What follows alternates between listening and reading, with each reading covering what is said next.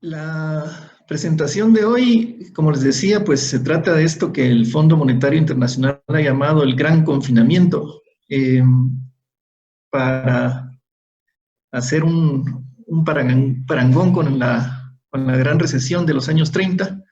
Y lo que queremos es no solo darles las cifras frías y los datos, sino especialmente tratar de poner en contexto lo que estamos viviendo para que en las decisiones que ustedes tomen en sus negocios puedan tener elementos de juicio que son útiles y que no solo tienen que ver con las cifras económicas, sino que con la forma de comportarse de esta pandemia y la interrelación que existe tan grande entre los temas de salud pública y la economía. Así que tendremos estos 5 grandes apartados. El esencial en el que vamos a poner énfasis es en el de los escenarios económicos que vemos para 2020, tanto a nivel internacional como para Guatemala.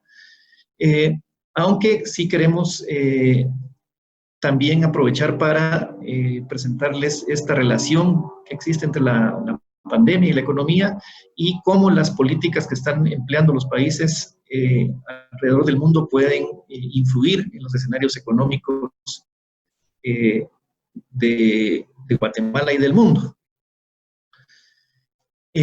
Lo primero entonces sería compartir que esta pandemia el COVID-19 está teniendo un efecto muy importante económico en Guatemala y en todo el mundo. De hecho, analistas y organismos internacionales, una recesión a nivel mundial que podría ser tan grande como la Gran Depresión de los años 30. El panorama económico es sombrío, pero también los analistas coinciden en que se percibe la posibilidad de una moderada recuperación en el segundo semestre del año, aunque con elevados riesgos a la baja en esa perspectiva. La clave aquí, como vamos a verlo a lo largo de la presentación, es la duración de la pandemia. Esa es, diría yo, la variable más importante a considerar respecto de la estimación de los efectos económicos de la pandemia. La otra característica clave de la situación es que está habiendo una enorme, inevitablemente van a terminar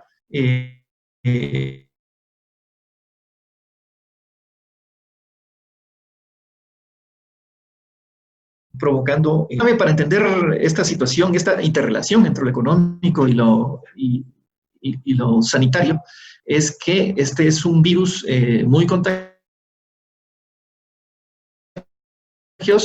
para el cual no existen ni vacunas ni medicamentos ad hoc.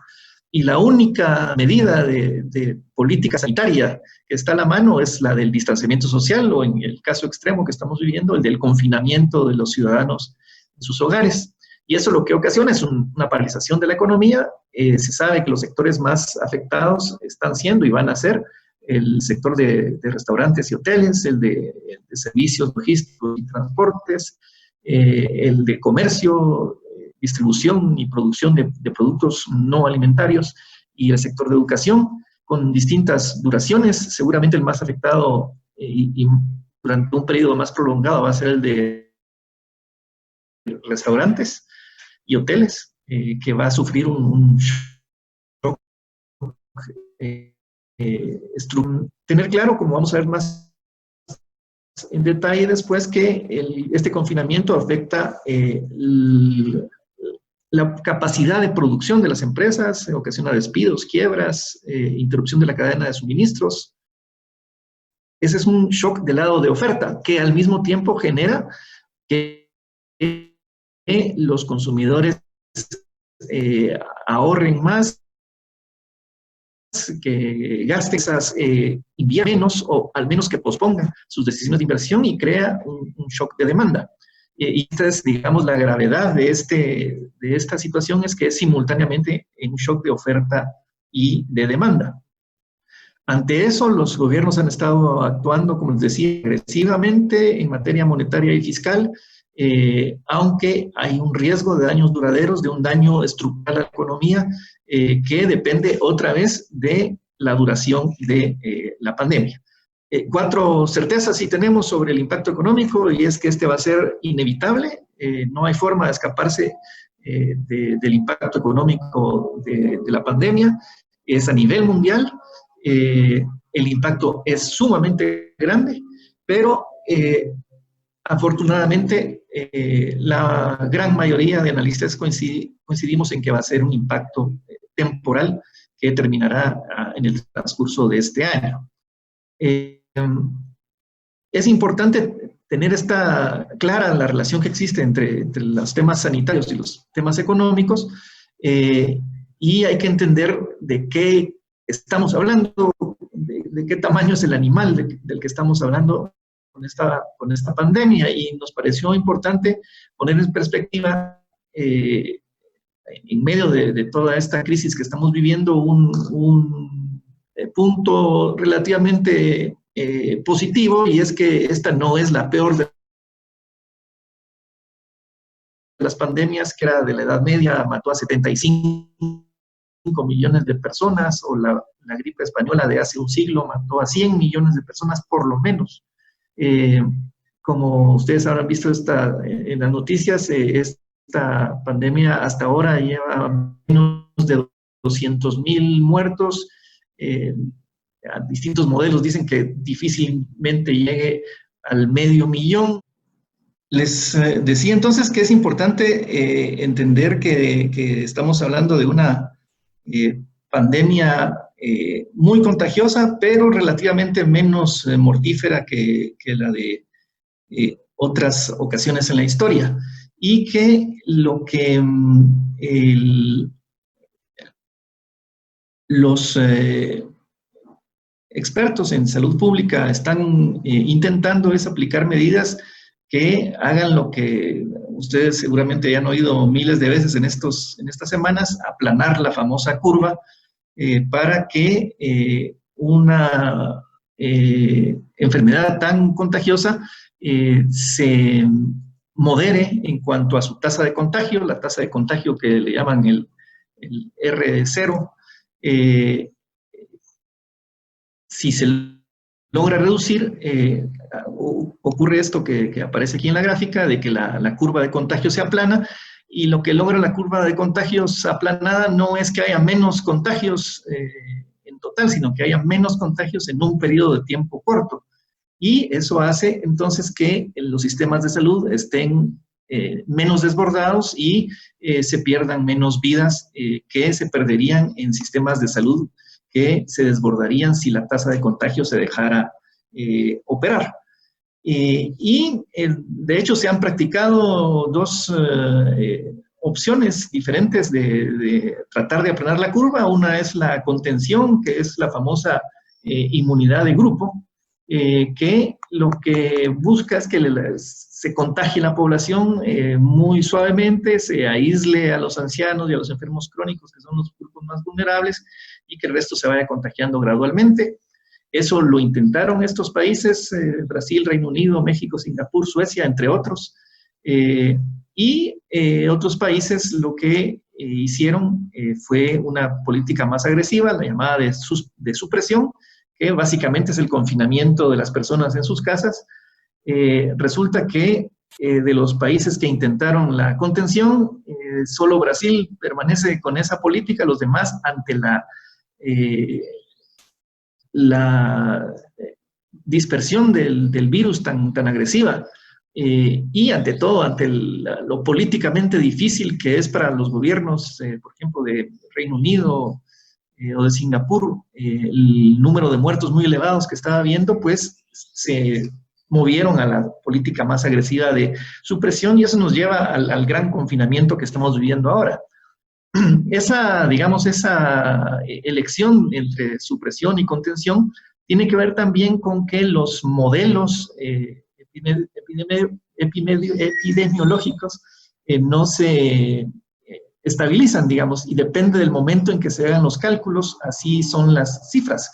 Cuando la epidemia empieza, como tiene esta forma que tiene la línea roja, la primera fase tiene una tendencia bastante lineal y subestima el número de contagios y por lo tanto de muertes.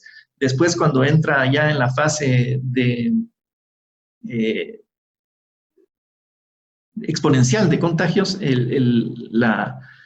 las estimaciones se sobreestiman, pero lo que no hay que perder de vista es que eventualmente la curva de contagios de la pandemia se cambia de sentido y, digamos, eventualmente esto va a bajar. El tema es que es muy difícil predecir en qué momento se está y por eso las cifras son tan variables. Lo que la historia nos dice, y creo que sí es importante tenerlo presente para saber a qué nos estamos enfrentando, es que estas pandemias suelen venir en oleadas. Esta gráfica que están viendo aquí es la pandemia de la influenza española de hace 100 años, y lo que pueden ver es que hubo un pico muy grande en la primera oleada, con muchos muertes por cada 1000 habitantes. Después se contrajo la epidemia, pero hubo una segunda oleada que otra vez volvió a causar mortandad. Creo que eso es importante porque no deberíamos descartar que la pandemia que estamos viviendo pueda tener alguna segunda o tercera oleada, lo cual es bastante, digamos, deprimente saberlo, pero así es. Pero al mismo tiempo también estar conscientes de que esas segundas y terceras oleadas, que ojalá que no se den, si se dan, van a ser de mucha menor magnitud que la que estamos viviendo ahora. Las políticas de confinamiento tienen efectos económicos evidentes. Está claro que el cortar la actividad productiva para un porcentaje muy alto de la población lo que genera es un choque de oferta muy fuerte. Se deja de producir, ese dejar de producir genera a su vez una reacción de la demanda, y eso, digamos, internamente en cualquier economía ocasiona una súbita detención de la actividad económica. Incluso si no se tomaran las medidas de contención, de confinamiento, no se descarta que los propios efectos de la enfermedad con la, digamos, suspensión de trabajadores, con una serie de contagios muy grande, ocasionarían igual un cese de la producción, y eso se derrama a otras características del funcionamiento de la sociedad. Esa inseguridad económica creada por la recesión económica puede incluso trasladarse a inseguridad social, a ingobernabilidad, a falta de producción de alimentos, a falta de acceso de los hogares a sus medios de sostenimiento y por lo tanto a problemas de falta de alimentos, a una caída en los tributos, a una incapacidad del Estado de atender sus obligaciones de dar servicios mínimos de seguridad, etcétera. Todo eso es el efecto interno, digamos, que una epidemia puede ocasionar en una economía. A esos efectos internos hay que sumarles los efectos de contagio que vienen del exterior, porque al tratarse, como vimos, de un fenómeno global, lo que ocurre es que esos efectos internos que vimos antes se magnifican con una reducción en la actividad económica de los socios comerciales principales que afectan la demanda de las exportaciones de los países, una reducción en el precio de los bienes primarios, lo que afecta a los exportadores de estos productos y les reduce su ingreso real, la interrupción de la cadena de valor, de las cadenas de suministros a nivel mundial, que ocasiona una serie de obstáculos para producir adecuadamente, una caída en el sector turístico importante, con la inmovilidad de las personas, una reducción en los flujos de remesas familiares, que es especialmente dañino para países como Guatemala, y una volatilidad en los mercados financieros y una mayor aversión a los riesgos que ocasiona, digamos, un funcionamiento ineficiente de los mercados financieros.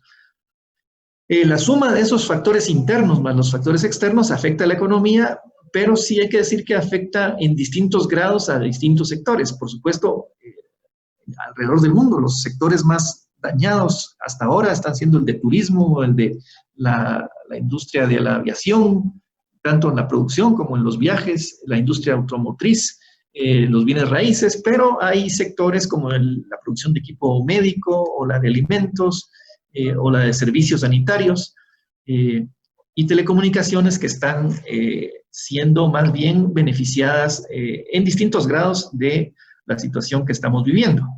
En total, el efecto es negativo, es más, es muy negativo, pero es diverso a lo largo de los distintos sectores. Lo que está sucediendo es que muy posiblemente las medidas de contención para aplanar la curva de contagios, lo que están haciendo es elevar la curva de la recesión.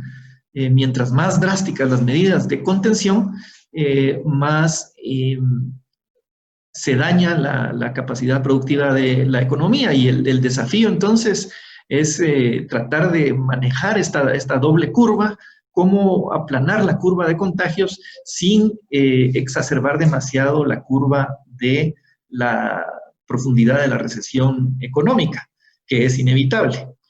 Este dilema, digamos, que enfrentan las autoridades, hay algunos estudios que dicen que de repente no es tan claro ese dilema.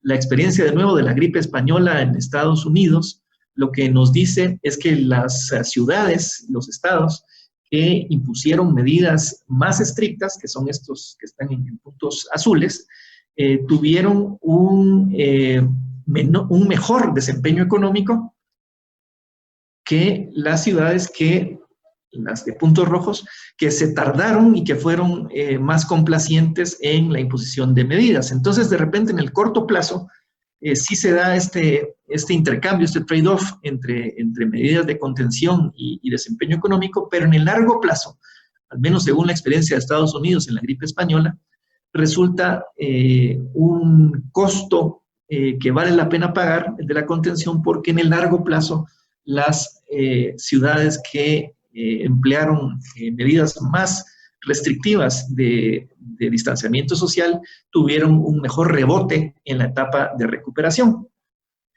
Eso es especialmente importante para una economía como la guatemalteca, en la que el sistema de salud es muy débil. Aquí les pongo una infografía de Prensa Libre que varios expertos nos han dicho que quizá es demasiado pesimista, pero que sí nos pone de manifiesto que el actuar rápido y con decisión puede reducir la curva de enfermos y de hospitalizaciones.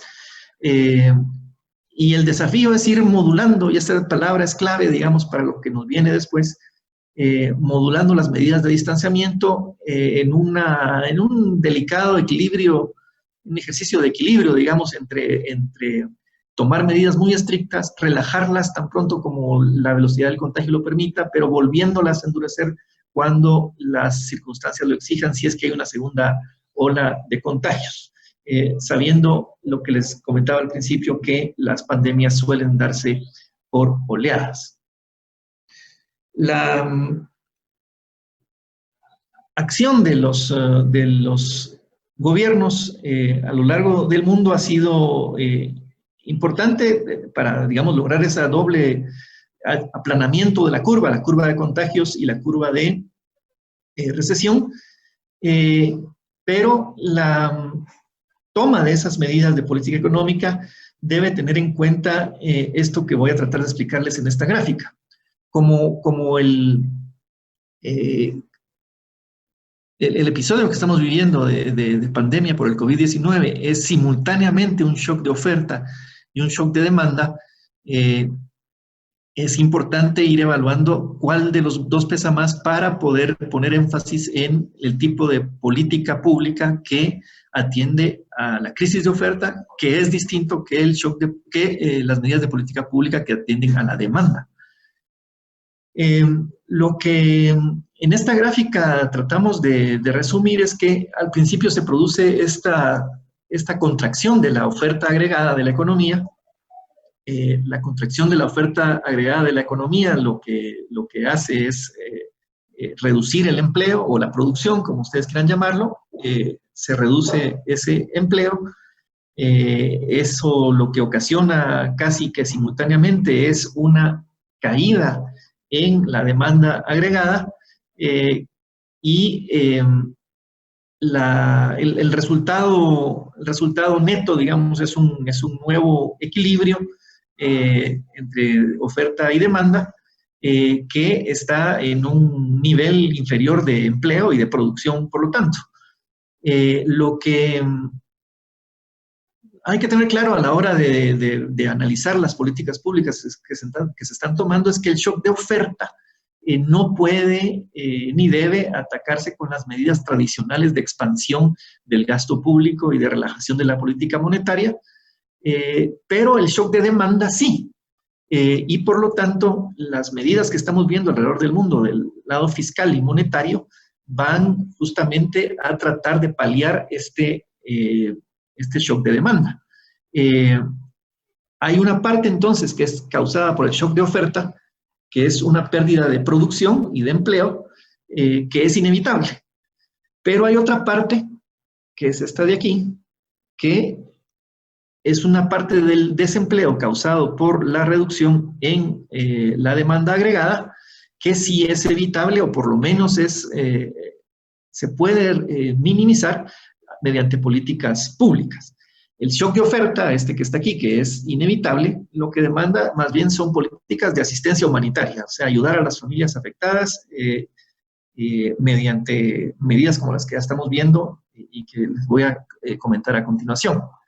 Y por lo tanto tenemos que estar claro de que hay dos fases. La fase primera, que es la que estamos viviendo ahorita, en pleno confinamiento, son medidas, digamos, de guerra contra el virus. Tenemos que estar claro que esto va a durar de 1 a 2 trimestres y que aquí van a prevalecer las medidas de asistencia humanitaria, pero que sí deben empezarse a aplicar las políticas de demanda agregada, las políticas fiscal y monetaria, para prepararnos para la segunda fase, la de la recuperación, que va a ser gradual y que su éxito va a depender de cuán efectivas hayan sido las políticas aplicadas en la primera fase.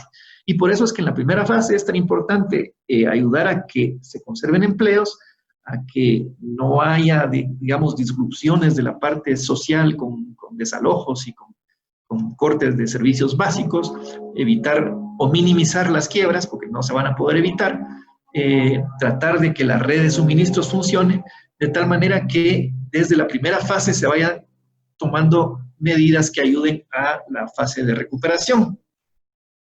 Y podemos entonces clasificar como en 3 los objetivos que deben perseguir las políticas públicas. Uno es atender la emergencia sanitaria propiamente dicha mediante estas medidas de confinamiento. Aquí tenemos que enfatizar el fortalecimiento y la capacidad de reacción de los sistemas de salud. Un segundo objetivo es abordar la emergencia social, porque el shock de oferta lo que ocasiona es evidentemente desempleo y pérdida de ingresos de los trabajadores por cuenta propia, ahí lo que se está haciendo es tratando de asegurar un ingreso mínimo básico a los desempleados, a los que pierden sus medios de ingreso, y tratar de mantener vivas a las pequeñas y medianas empresas y a los trabajadores por cuenta propia. Y el tercer objetivo es la emergencia económica propiamente, es la que les decía, que esta sí va al lado de la demanda agregada mediante políticas fiscales de un gasto masivo y de reestructuración de los presupuestos para tener posibilidad de aplicar estímulos fiscales, y una política monetaria que se acomode mediante más liquidez y una preservación de la estabilidad cambiaria y financiera. Podríamos clasificar las opciones de política que existen entre políticas que atienden la liquidez de los hogares, la liquidez de las empresas, la liquidez del sistema financiero, y políticas que atienden la solvencia de los hogares, las empresas y los sistemas financieros. La diferenciación entre políticas de liquidez y políticas de solvencia se hace porque digamos, los énfasis son distintos en cada etapa de la crisis. En esta etapa de guerra, lo más inmediato es atender los problemas de liquidez, pero no descuidar los problemas de solvencia para que cuando empiece la etapa de recuperación todavía haya empresas, todavía haya empleos, todavía haya cadenas de suministros y, por lo tanto, la aplicación de medidas de política económica en esta fase debe atacar los dos flancos. En el flanco de la liquidez se le debe ayudar a los hogares mediante posposición de pago de hipotecas, posponer impuestos, pago de impuestos, las propias ayudas para los hogares y trabajadores desempleados, para las empresas lo mismo, facilidades para el pago de sus créditos, para el pago de impuestos, para obtener créditos mediante, ya sea directamente o colocación de papeles, y al sistema bancario, pues, dotarlo de liquidez y tratar de reducir los costos del crédito, incluyendo, por supuesto, la tasa de interés. Y en cuanto a la solvencia, pues y ahí ya se trata de dar recursos directamente a los hogares, ya sea mediante transferencias directas o seguros de desempleo o vouchers alimenticios o para estudiantes, a las empresas inyectarles capital o darles subsidios directos, y para el sistema bancario también inyecciones de capital o garantías estatales. ¿Qué se ha hecho de todo eso en el mundo? Pues se ha hecho casi de todo. El sector monetario y financiero se ha dotado de liquidez a los bancos, se ha dado facilidades para el pago de deudas tanto gubernamentales como privadas, se ha reducido la tasa de interés por parte de los bancos centrales, se han dado líneas de crédito, se han ampliado los plazos para el pago de créditos o de impuestos, se han tomado medidas para que los bancos den facilidades de pago y renegociación de créditos. En la parte fiscal se han rediseñado los presupuestos a fin de dirigir los recursos hacia la salud y hacia la emergencia. Se han tomado medidas de desgravación fiscal, de aplazamiento del pago de impuestos, de exenciones, etcétera. Y se han tomado medidas de protección social para atender a los más vulnerables.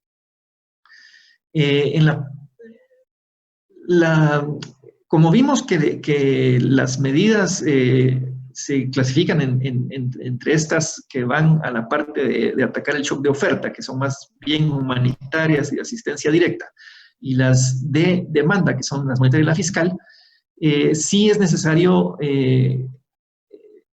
destacar que el peso mayor de las medidas de control de daños económicos recae claramente en la política fiscal. Aquí tenemos una gráfica de The Economist en la que tenemos de qué tamaño, en el eje horizontal, de qué tamaño ha sido el estímulo fiscal que han implementado los países, y aquí tenemos un índice de rigidez o de astringencia de las medidas de contención. Por ejemplo, tenemos países como India que básicamente encerró a toda su población y obligó a su población incluso a migrar a sus hogares, a los que vivían en las grandes ciudades, los mandó a sus pueblos, etcétera. Son medidas muy estrictas de astringencia social, pero fiscalmente ha hecho, digamos, relativamente poco. Y tenemos casos como, por ejemplo, Gran Bretaña, que ha hecho una medida de expansión de su presupuesto que supera el 14% del PIB. Guatemala más o menos estaría por aquí con medidas fiscales relativamente bajas comparadas con el resto del mundo, pero vamos a ver después altas para Guatemala y medidas de contención social también medianas. Ha habido, eso sí, disparidad de respuestas por parte de los países. En Latinoamérica, Chile es quizá el que más se comporta a la británica o a la alemana, digamos, con grandes paquetes de estímulo fiscal. En México, al contrario, ha sido pequeño la expansión monetaria y fiscal, como pequeña la respuesta del gobierno mexicano de la parte sanitaria. Y en Brasil más se han centrado en la parte financiera. Pero sí ha habido una importante aplicación de medidas de expansión fiscal en varios países, incluyendo Guatemala, con expansiones del déficit fiscal que van desde 0.2% hasta el 4.7% del PIB. Los países más agresivos en esto, como Chile, no van a evitar un golpe a su economía, pero seguramente van a estar mejor posicionados para recuperarse cuando las circunstancias ya lo permitan. Aquí tenemos, digamos, varios ejemplos de paquetes de estímulo fiscal. Pueden ver los más grandes de Perú y de Chile. Guatemala está por ahí en medio más o menos en cuanto a lo que hasta ahora se ha aprobado. Aquí tenemos que dar una nota de precaución. Es diferente, digamos, que un gobierno como el de Gran Bretaña o el de Alemania decida expandir su déficit fiscal a 8% del PIB, a que lo haga una economía como la brasileña o la argentina. La razón es que en Alemania evidentemente existen espacios fiscales porque han mantenido una disciplina durante muchos años, durante décadas diría yo, que les dan ahora el espacio para poder expandirse. No ocurre así en la mayoría de países de Latinoamérica y eso implica que va a haber problemas fiscales. El punto es que la emergencia es tal que la ortodoxia fiscal pasa a segundo plano, lo que importa es evitar el colapso de la actividad económica y los países, pues ni modo, están metiéndose a expandir sus presupuestos fiscales de una manera muy agresiva, sabiendo que eso es peligroso, que en el mediano plazo eso va a poner costos fiscales que van a tener que pagar los contribuyentes eventualmente y que van a ponerle una carga a las economías. Pero ese es el costo que se está prefiriendo pagar para evitar un colapso de la actividad económica que después podría tener costos mayores. ¿Qué se ha hecho en Guatemala? Pues en Guatemala se han aplicado todos los tipos de medidas que les he dicho, la medida de contención que ha sido bastante, digamos, pronta, las de confinamiento social, se han aprobado medidas fiscales y monetarias y de facilitación de los procesos para, digamos, que toda la parte que es económica complemente a la parte que es de salud pública, de tal manera que las dos curvas de las que hablamos se puedan achatar simultáneamente. La rapidez con la que el gobierno decretó el confinamiento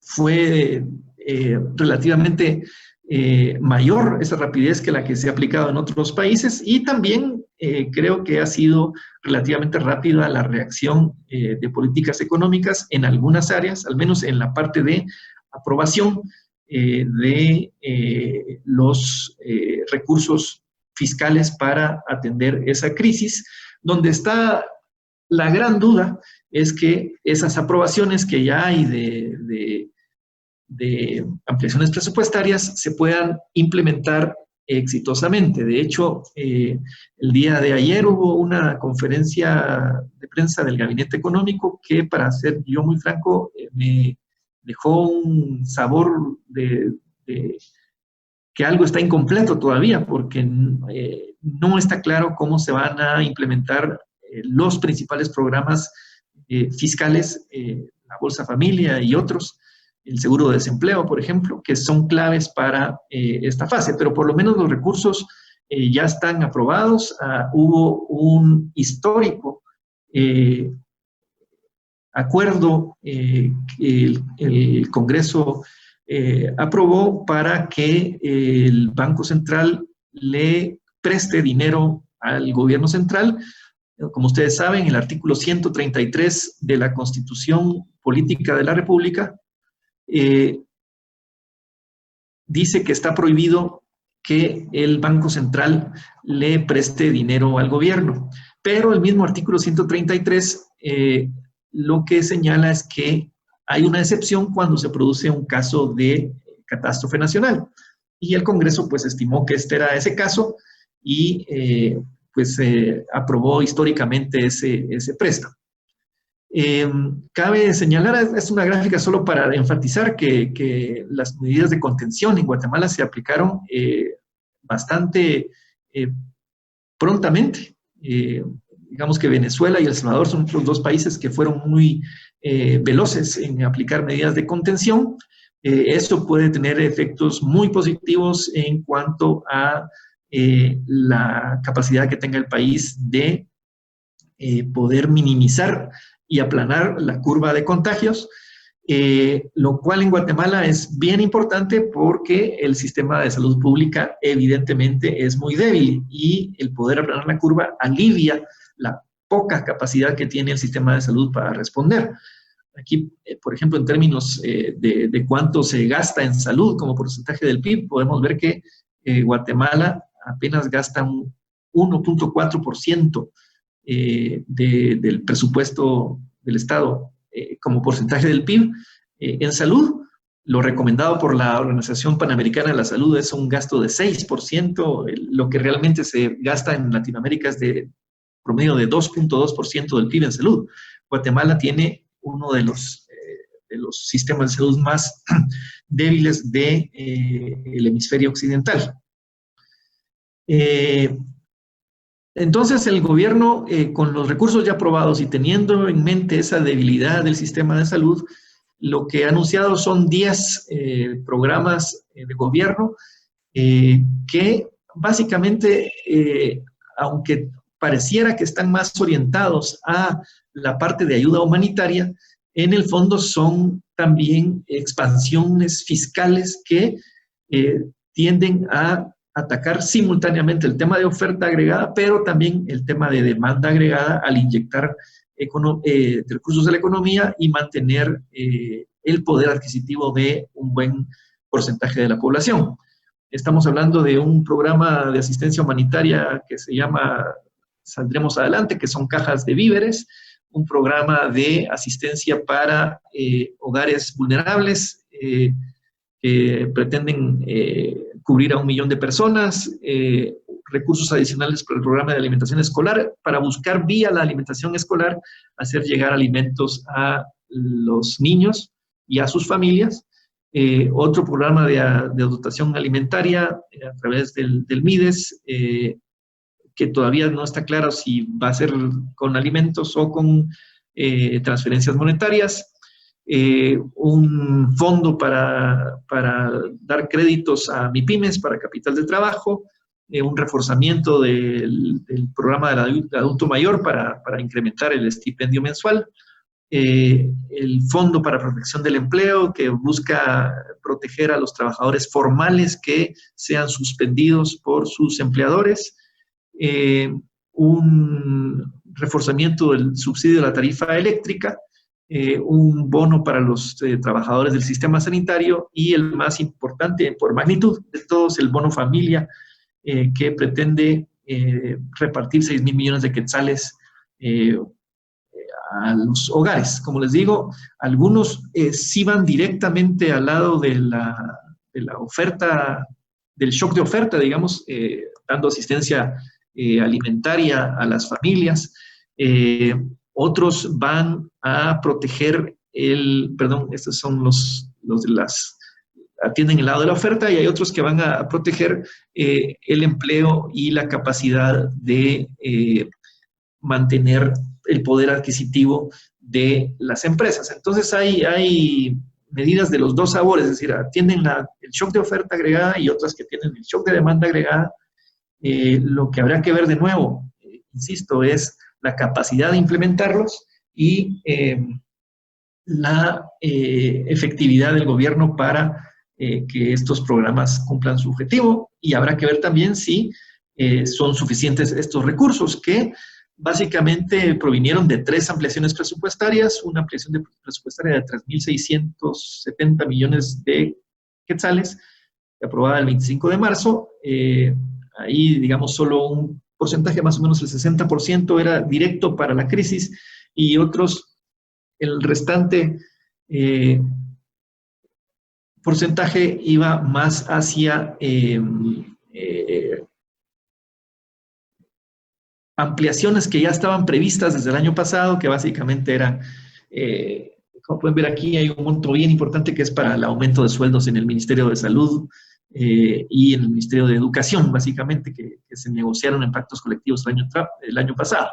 No son directamente para la crisis del COVID-19, pero desde el punto de vista macroeconómico sí tienen el efecto de ser medidas de un aumento de la demanda agregada, que es lo que la receta, digamos, aconseja en estos casos. La ampliación más grande se dio el 3 de abril por 11.000 millones de quetzales. Como les digo, todo es crédito del Banco Central, todo es crédito del Banguat al gobierno, y todo va a la emergencia. Aquí va lo del bono familia, más los recursos para protección del empleo por 2.000 millones de quetzales, y el fondo para capital del trabajo de 2.700 millones de quetzales. Y hubo una tercera ampliación 2 días después, el 5 de abril, por 5.140 millones de quetzales, que ahí poquito es para la emergencia propiamente dicha. Todo el resto, digamos el 84%, es para pago de deuda pública, pero también para algunos recursos hacia el Ministerio de Comunicaciones, para los consejos de desarrollo, más ajustes para el Ministerio de Educación y para el Ministerio de Gobernación en el tema de sueldos. Guatemala, afortunadamente, tiene espacio fiscal, no es que sea ilimitado. Aquí puede ser engañosa esta cifra, porque la deuda pública como porcentaje del PIB en Guatemala es muy, muy baja, y por lo tanto pareciera que tuviéramos muchísimo espacio para expandir la deuda pública y el gasto público. Es engañoso, digo, porque cuando esto se compara ya con el nivel de ingresos del Estado, la cifra ya se vuelve similar al resto de países, pero aquí el punto es que Guatemala no está en una situación, digamos, desesperada como la que sí podría estar, por ejemplo, Costa Rica o El Salvador, que tienen sistemas fiscales muy, muy apretados, con los cuales cualquier expansión del gasto solo va a agravar en el mediano plazo su crisis fiscal que ya estaban viviendo. Guatemala, por lo menos, no está en crisis fiscal en este momento en que la crisis empieza. La forma en que se financian estas 3 ampliaciones, como les digo, básicamente es deuda interna, es colocación de bonos. La mayor parte de esos bonos van a ser colocados en el Banco de Guatemala, aunque una parte, unos 4.800, iban a ir al mercado interno para ser subastados, digamos, en el mercado interno. Y la deuda externa pues va a ser también de unos 4.000 millones de quetzales, básicamente préstamos de organismos financieros internacionales. De nuevo, si los programas que el gobierno está aplicando fueran insuficientes, el gobierno va a tener que recurrir a más endeudamiento. Y aquí sí, una luz de alerta: lo más fácil va a ser recurrir de nuevo a crédito del Banco Central. La percepción que tenemos es que estos 11.000, digamos que ya cubren un monto, digamos, relativamente importante, y que quizá lo más conveniente en futuras ampliaciones presupuestarias sea recurrir al financiamiento externo, aprovechando que hay líneas de crédito de rápido desembolso del Fondo Monetario Internacional y del Banco Mundial, en las que Guatemala todavía no está haciendo fila y hay por lo menos 80 países haciendo fila para recibir estos financiamientos y que deberían ser, que además están dando en condiciones favorables, una fuente más sana, digamos, de financiamiento de futuras ampliaciones presupuestarias. En términos del déficit fiscal, lo que implican las diversas ampliaciones es alzas de este déficit que si uno mira el presupuesto que estaba vigente, digamos, se puede dar cuenta que el déficit esperado para este año era de 2.5% del PIB. Nosotros en Copades habíamos dicho que iba a ser menos, básicamente porque creíamos que el gobierno no era capaz de ejecutar todo el gasto público por lo tanto, el déficit iba a estar ahí entre 2.3 y 2.5% del PIB. Con las ampliaciones presupuestarias, la primera, la segunda y la tercera, nos sube el déficit fiscal 2.9% más que lo que se había previsto originalmente, y ahora la estimación es que el déficit fiscal va a estar en torno al 5.4% del Producto Interno Bruto, que es un porcentaje históricamente bastante elevado para Guatemala. Comparado con otros países, por supuesto, no es tan grande, pero para el caso de Guatemala sí lo es. De hecho, Guatemala había estado por debajo del 3% del PIB como déficit fiscal desde hace muchos años. Este año se había superado este 2% que había estado el PIB en los últimos años y se había llegado a 2,5%, pero ahora la tendencia es a llegar a estos niveles del 5,5% casi que no se miraban desde los años 80. La deuda pública que se había mantenido, digamos, más o menos en torno al 26%, incluso debajo del 25%, estaría llegando al 29.7%, muy cerca del límite de lo que muchos analistas consideran razonable, que es el 30% del PIB. Todavía es manejable, pero sí ya llegando a niveles complicados. En resumen, Guatemala ha aplicado medidas de política monetaria que incluyen la reducción de la tasa líder e intervenciones en el mercado cambiario para estabilizar el tipo de cambio, y ha aprobado, aquí las X que están en rojo son medidas que están aprobadas, pero que todavía, digamos, no se han aplicado. El Banco de Guatemala ya, digamos, puso a disposición la posibilidad de descontar en ventanilla, que sepamos hasta ahora no se ha hecho, pero está la posibilidad ahí abierta para que los bancos puedan tener liquidez disponible. En la parte de créditos, tanto del gobierno como desde el sistema financiero, muchos bancos han anunciado ya facilidades del pago y moratorias del pago de créditos. Están aprobadas, pero todavía no implementadas las líneas de crédito a las MIPYMES y las líneas de crédito para mantenimiento de operaciones de empresas más grandes. Ya se ha facilitado, se ha relajado, digamos, el reglamento de obligaciones crediticias del sistema bancario para que estos no incurran, digamos, en incumplimientos mientras dure la crisis. Y en la política fiscal, como les digo, está aprobada las transferencias directas a las familias, aprobadas pero todavía no implementadas. Las cuotas patronales del ICS se dio un plazo mayor para su pago, lo mismo que impuestos, eso ya está en vigencia. El seguro de desempleo o el fondo para el desempleo ya está aprobado, pero no aplicado. Ya se están empezando a repartir víveres y ya se le incrementó el subsidio a la energía eléctrica. Entonces hay una gama amplia de medidas que se han tomado y que en alguna medida van a contribuir a paliar los resultados de la crisis. ¿Cuánto va a durar esto? Esta es la pregunta del millón. Todo va a depender de cómo evolucionen los contagios. Como dijo el famoso señor Anthony Fauci, que es el encargado del experto, digamos, en asuntos epidemiológicos de Estados Unidos, el que define el cronograma no es el gobierno, sino que es el virus. Y por eso resultan tan importantes los modelos epidemiológicos para poder basarse en ellos para poder modelar los posibles impactos económicos, sabiendo, insisto, que nuestro horizonte es que como mínimo la etapa más crítica dure por lo menos un trimestre. Y esta tabla que está aquí solo es para ponerles en perspectiva. Los modelos epidemiológicos están diciendo que dependiendo de la fecha en que iniciaron las medidas de contención, así va a durar la crisis y las distintas etapas. Por ejemplo, dependiendo de la fecha en que se tomaron las medidas de contención, así va a darse la fecha pico en que se llegue al pico de los casos. Les voy a poner de ejemplo el caso de Argentina, porque Argentina aplicó las medidas de contención en una fecha similar a Guatemala.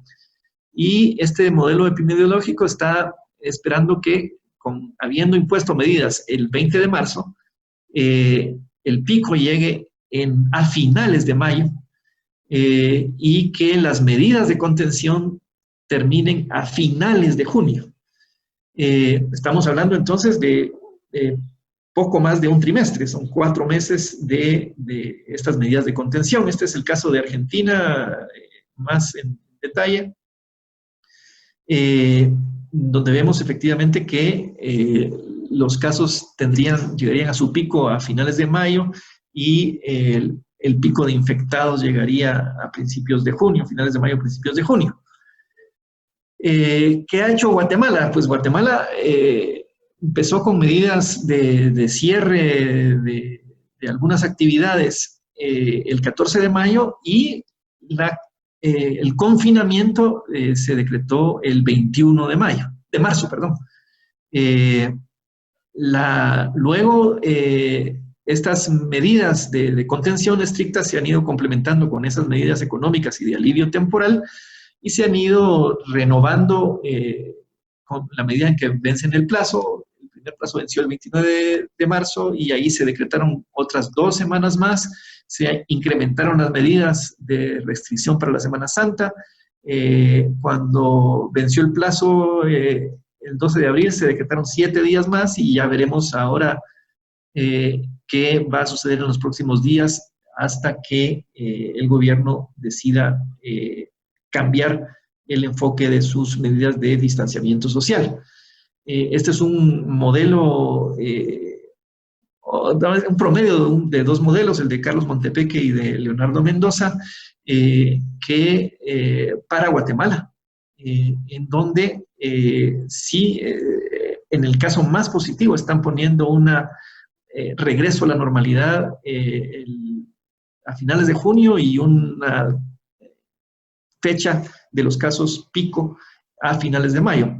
Esto creo que es importante tenerlo claro para saber de qué estamos hablando respecto de la desescalamiento de las medidas y de la recuperación de una nueva normalidad en cuanto a la actividad económica.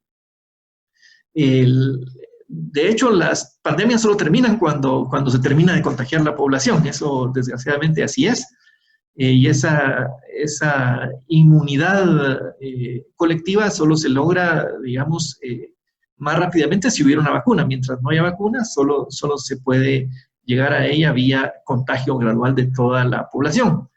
Y, de nuevo, aquí lo que estamos destacando es que ante ese escenario lo que es importante es la estrategia de modulación, de estira y encoge, llamémoslo así, de las medidas de restricción a la actividad económica y que deben ir de la mano con medidas para fortalecer el sistema de salud, tener más camas, más médicos, más equipo y crucialmente más tests, más pruebas de la enfermedad, porque eso es lo que va a permitir y facilitar la modulación de las medidas de confinamiento y de política económica.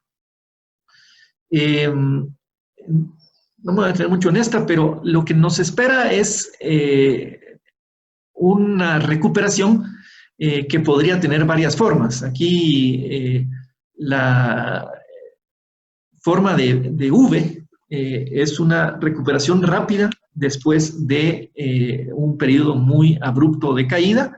La recuperación en U que lleva más tiempo y que la recuperación se vería, digamos, en un periodo de 18 meses, y el escenario más pesimista, que es la recuperación en L, que vería un crecimiento muy lento en un periodo de 36 meses.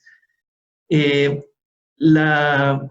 diría que hasta ahora la probabilidad más alta es de una recuperación en V, por eso es que estamos pensando que la recuperación va a iniciar ya en el segundo semestre del año, pero eso, como digo, va a depender de los contagios y de la capacidad de manejo epidemiológico, más que de las decisiones de gobierno. Ahora bien, cuando las circunstancias lo permitan, la clave para el desescalamiento de las medidas de confinamiento va a ser lo que ya no están haciendo en varios países. Y creo que eso es algo que también tenemos que tener todos en mente. El regreso a la normalidad va a ser por sectores y por fases. Y debería estar en función de cuán relevante es el sector económico que se va a reactivar y cuánto es el riesgo de contagio que hay en ese sector económico. Los sectores esenciales deberían ser estos de aquí, el sector salud, el de comunicaciones, la banca, la administración pública y de defensa, transporte, los servicios de los hogares y la manufactura, y después ir desescalando las restricciones en otros sectores según su grado de esencialidad y su grado de riesgo de contagio, gradualmente, para, digamos, poder reactivar la economía y poder preservar los ingresos de la población. Y para las empresas esto va a implicar reducir esta parte de aquí, reducir el riesgo de contagio, y eso lo pueden hacer adoptando protocolos de seguridad y sanidad, privilegiando el teletrabajo, adoptando medidas de distanciamiento físico en donde sea necesario acudir a los lugares de trabajo, monitorear la temperatura y la salud del personal, tener protocolos de seguridad, higiene y desinfección, tanto física como de las personas, reportar periódica y sistemáticamente a las autoridades la situación de los trabajadores y aplicar medidas de cumplimiento y aplicar sanciones si es necesario. Es una nueva realidad a la que todos debemos adaptarnos para poder hacer factible esta gradual regreso a la normalidad. Paso ya a los escenarios en donde hacemos un disclaimer en COPADES porque realmente dependemos de los modelos epidemiológicos y de lo que estos digan de cuánto va a durar y de qué velocidad va a ser la recuperación.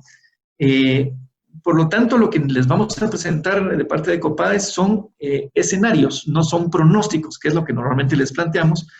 Son escenarios basados en esos modelos y en lo que estamos viendo que está sucediendo en el resto del mundo.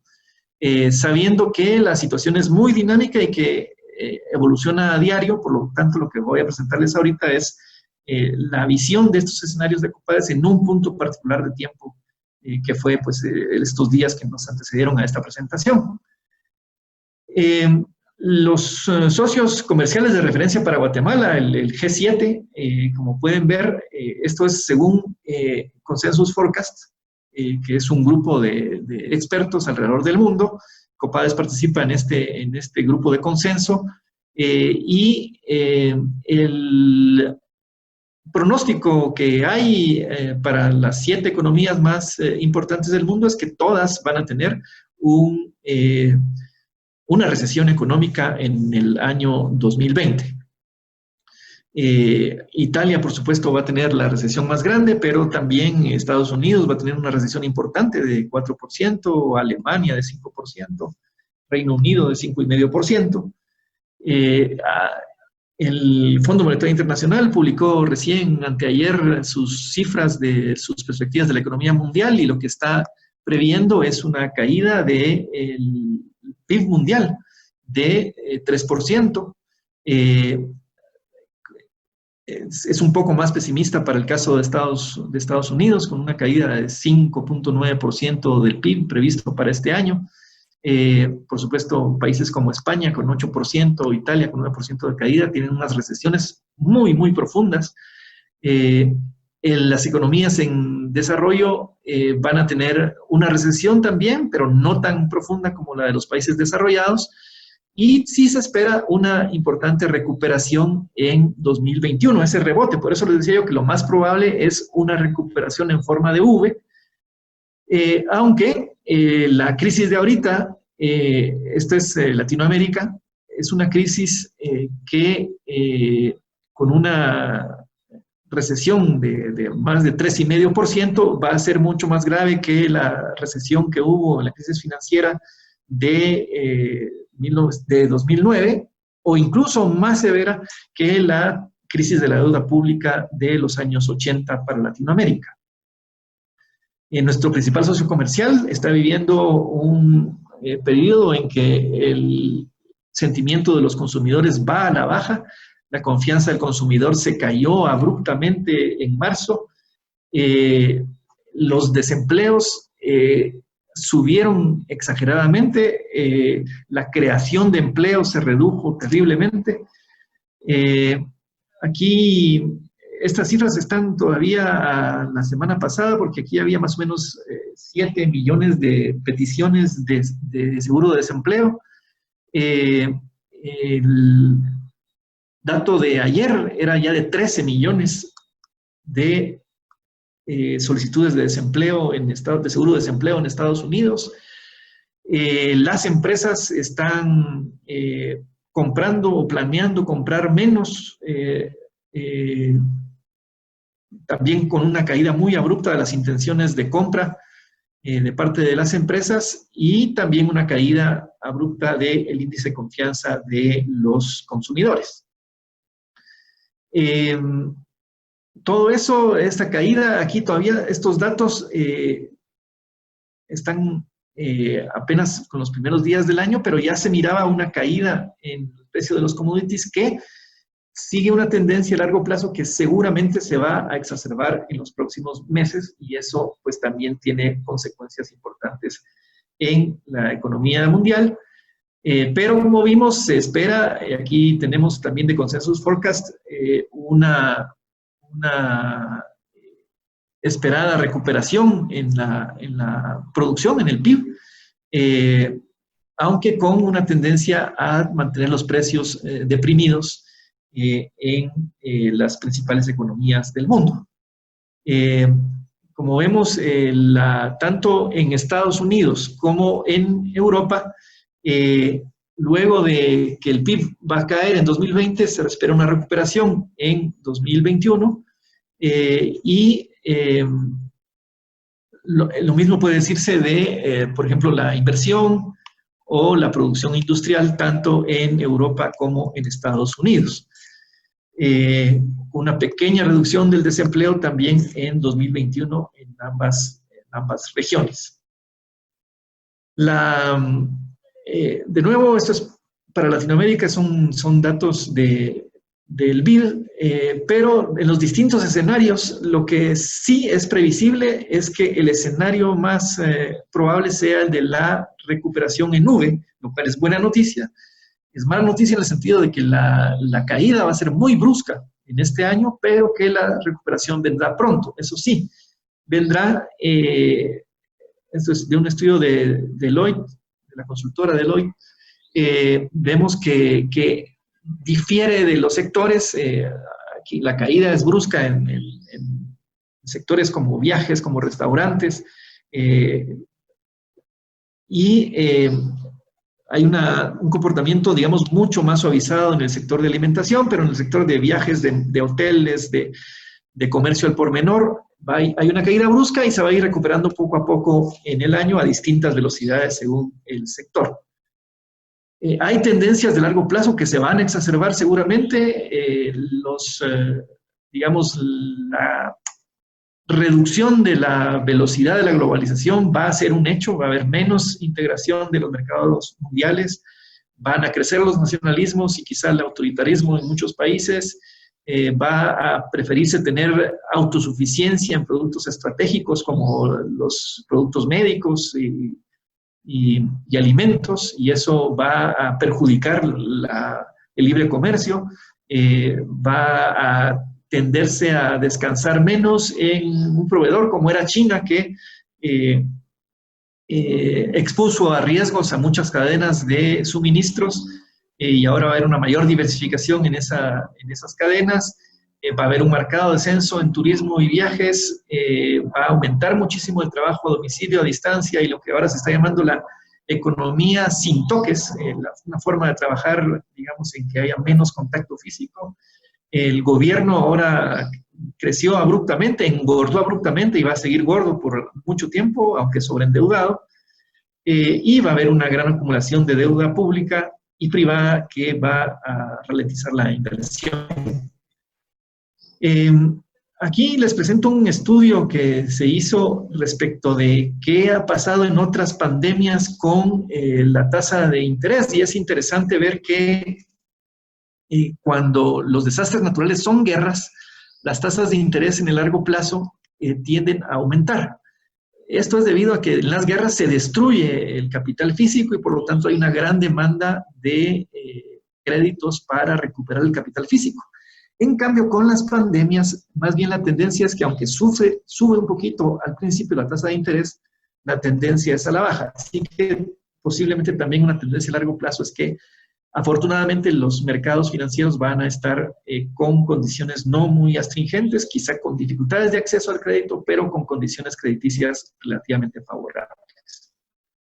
¿Qué esperamos en Guatemala? Que el PIB se va a contraer fuertemente en 2020.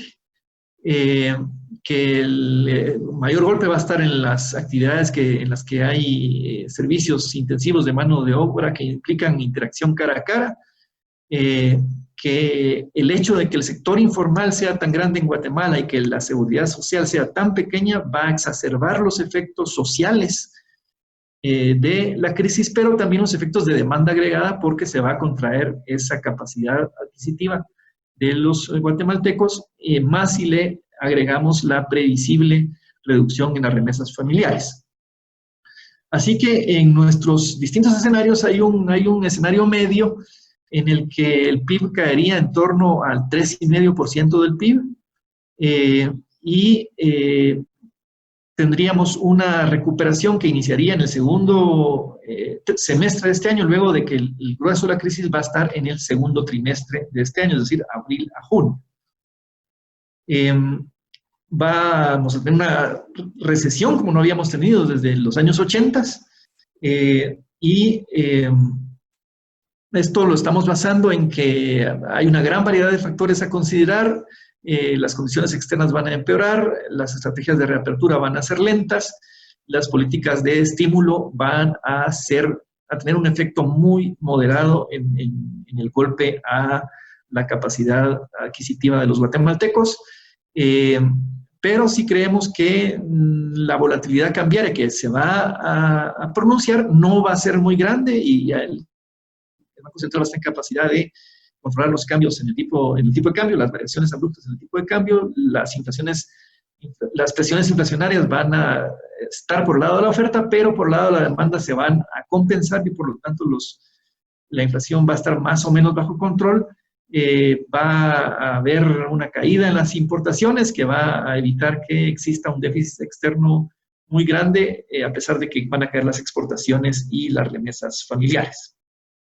No me voy a detener aquí para no entretener mucho, porque ahí vimos cuáles son los canales externos de transmisión. Básicamente para Guatemala son los mismos que para el resto del mundo: exportaciones a la baja, turismo a la baja, cadenas de valor interrumpidas, materias primas con precios bajos, mercados financieros volátiles y las remesas familiares cayendo.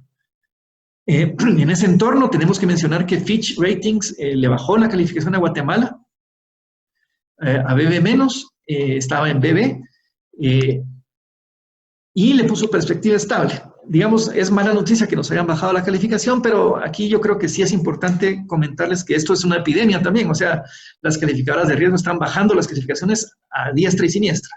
O sea, que nos tocó porque nos tocaba, pues, o sea, las calificadoras están repartiendo rebajas de calificación, y lo que nos tocó en la repartición como Guatemala no es tan malo. O sea, nos bajaron un notch, nos bajaron una escala, digamos, pero nos pusieron perspectiva estable, lo que no está pasando en otros países, que no solo están rebajándoles 1 o 2 notches, sino que además les están poniendo perspectiva negativa. Ayer le bajaron a México también su calificación, por ejemplo.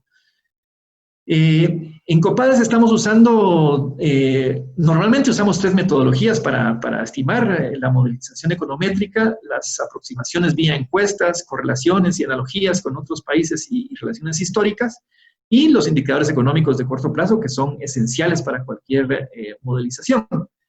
En esta ocasión, nuestro tercer método está desgraciadamente descartado porque los indicadores económicos están surgiendo con la lentitud de siempre, o sea, no más lento que antes, pues, pero ahorita son inútiles, ¿no? Los indicadores están a febrero o marzo, como vamos a ver después, y eso pues no ayuda mucho. Así que usamos básicamente 2 métodos. El primero es el de aproximaciones vía opiniones, encuestas, sondeos, correlaciones con series históricas, correlaciones con lo que pasa en otros países. Y ese método 2, pues, nos sirvió tomar en cuenta, por ejemplo, la encuesta que CACIF hizo en marzo, en donde 45% de los empresarios le preocupaba mucho tener una caída en la facturación, 24% dijo que estaban teniendo problemas con el pago de sus clientes, 48% temía quedarse sin caja rápidamente, 38% pensaba despedir empleados. Entonces, esta encuesta de CACIF, en la que otros datos nos indican que las empresas, 47% de ellas estaba operando en marzo solo parcialmente, y solo 12% de las empresas tenían una operación normal, y que la mayor parte de las empresas tenía caja para operar solamente 2 meses con estas medidas de contención. Otros indicadores que estamos usando para tratar de ver cómo está la situación económica por sectores, etcétera, podría ser el consumo de energía eléctrica, que sí hay datos un poquito más oportunos. Aquí todavía están a marzo, pero ya en marzo se notaba una caída en el consumo de energía eléctrica. De tal manera que con las distintas herramientas que tenemos en este método 2 de aproximaciones, de encuestas, de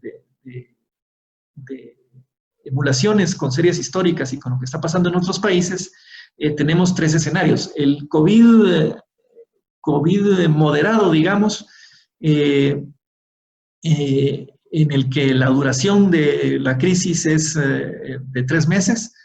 El escenario 2, que es un COVID severo, en el que la contracción dura 4 meses. Este es el escenario más probable.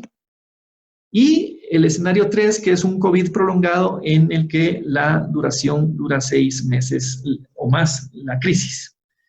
El resultado de nuestro modelaje vía este método 2 nos permite ver que va a haber unos sectores más afectados que otros. Esto lo estamos haciendo a precios corrientes, a precios de cada año, porque puesto que la fuente son, digamos, encuestas a empresas, donde el dato es más bien facturación y no es valor agregado, digamos, sino que es valor bruto de la producción, facturación, ventas, etcétera. Estas cifras están en esos conceptos también, en precios corrientes, más bien similares a lo que sería una facturación, una evolución de la facturación. Y lo que vemos es que sectores más afectados podrían ser el de explotación de minas y canteras, el de transporte y almacenamiento, el de restaurantes, evidentemente, y hoteles, alojamiento y restauración. Pero también con resultados bastante negativos en el sector construcción, en el comercio, especialmente al minorista. Ahora bien, habría también algunos sectores que no solo no sufrirían una caída, sino que incluso podrían ver alguna mejora en su desempeño. El sector de telecomunicaciones, que como estamos siendo nosotros partícipes ahorita mismo, está teniendo, digamos, un papel importante en la actividad económica que se permite en estas circunstancias. El sector de actividades que se pueden hacer desde casa, los servicios profesionales, los de consultoría, etcétera. La administración pública y defensa, que evidentemente con el aumento del presupuesto, pues tiende a aumentar, lo mismo que los servicios de salud. Entonces tenemos que, en promedio, los tres escenarios, el escenario moderado, el severo y el prolongado, nos dan distintas tasas, digamos, de efecto en el producto nominal, digamos, en la producción nominal, en la facturación, en la producción bruta, que en promedio sí marcan una caída importante de casi 13%, el escenario medio es de casi 12% de caída, que estaría más o menos por aquí en un PIB nominal que de 35.000 millones de quetzales pasaría a 30.000. El PIB per cápita es importante también tenerlo presente en cuanto, que sería ese de los 30.000, 35.000 millones, pero son 35.000 quetzales a 30.000 quetzales en el PIB per cápita. Este es el PIB nominal global, que tendría esta enorme brecha de lo que creció, de lo que llegó a alcanzar en 2019 a lo que estaría alcanzando en el 2020. Aquí están los dos datos con el escenario, los dos escenarios extremos, digamos, el escenario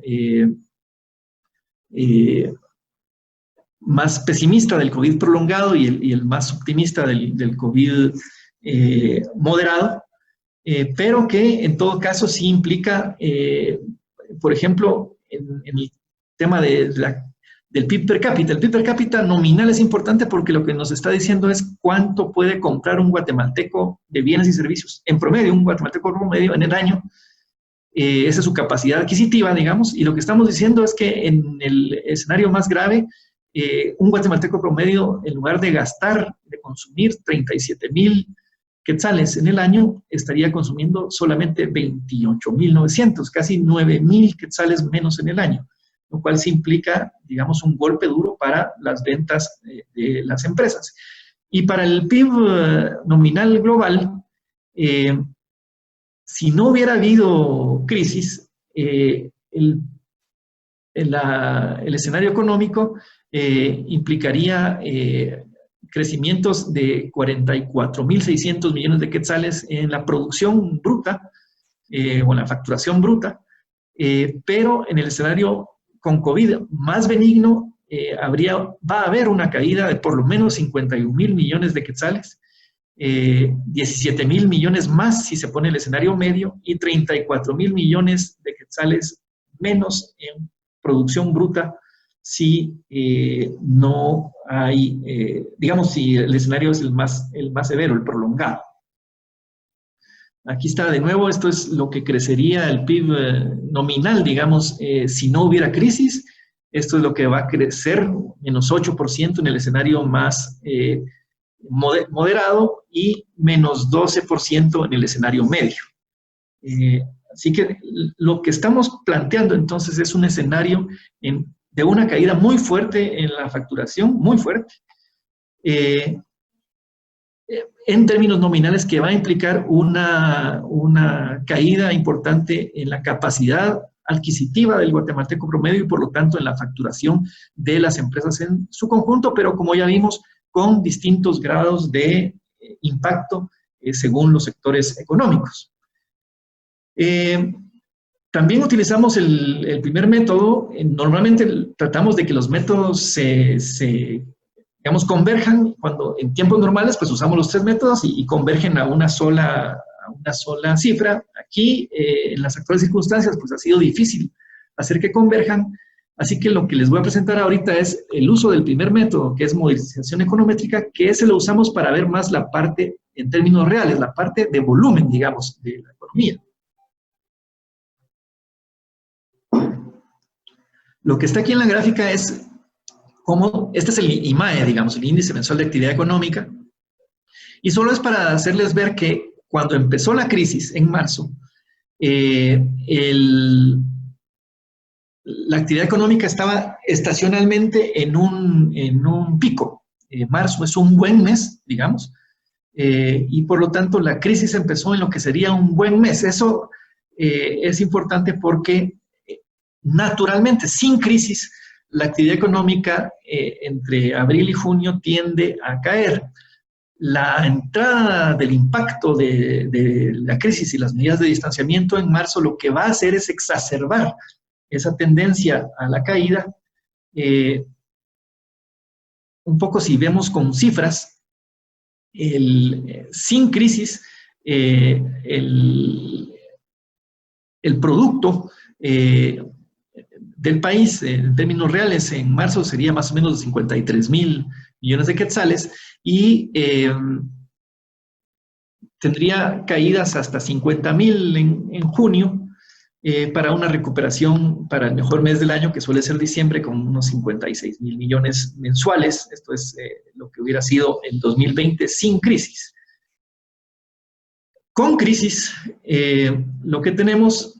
Perdón, esto era en términos nominales. Ya en términos reales, lo que tenemos es que pre-crisis, marzo hubiera sido un mes muy bueno, con 43.000 millones de quetzales de producción, pero que con la crisis ya vemos una caída en el valor real de la producción, es decir, el volumen de producción como país, a 38.000 millones de quetzales, lo cual se va a prolongar y de una forma muy pronunciada en abril, mayo y junio, con valores de producción muy menores a los que se habrían tenido en circunstancias normales sin la crisis. De hecho, la recuperación va a empezar en julio, pero va a ser también menos pronunciada de lo que hubiese sido sin la crisis. Vamos entonces viendo un escenario en el que los meses que vienen van a ser muy difíciles, van a ser meses muy duros, abril, mayo y junio, antes de que podamos empezar a ver una cierta recuperación a partir de julio. Cuando lo vemos por trimestres, vemos que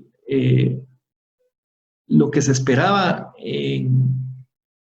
sin crisis va a reducirse en el segundo trimestre del año y se va a quedar por debajo en el resto del año, por debajo de lo que se esperaba. Lo mismo que las tasas de crecimiento que teníamos aquí y que van a ser mucho más negativas en el segundo trimestre del año, como vimos en la gráfica anterior.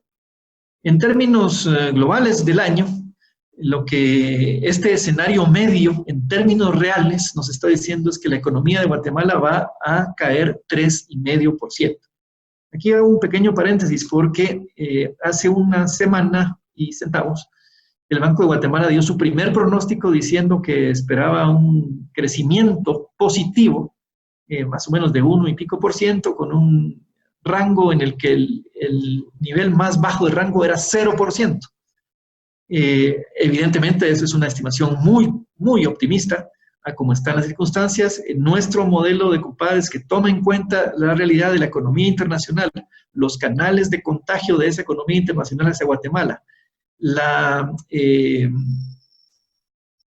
digamos, las relaciones históricas que ha habido del consumo interno con esas variables y del consumo interno con el resto de actividades internas, la inversión, etcétera, nos indica que va a haber una recesión sí o sí. En el escenario medio, esta recesión está en torno al 3,5% negativo de caída del crecimiento. Por COVID es más del 6,5% lo que cae. Sin COVID hubiéramos crecido 3,5% a 3,4%. Así es que este es el escenario central que estamos planteando. Por supuesto que, como les digo, sujeto a una serie de supuestos y de condiciones para que así se produzca.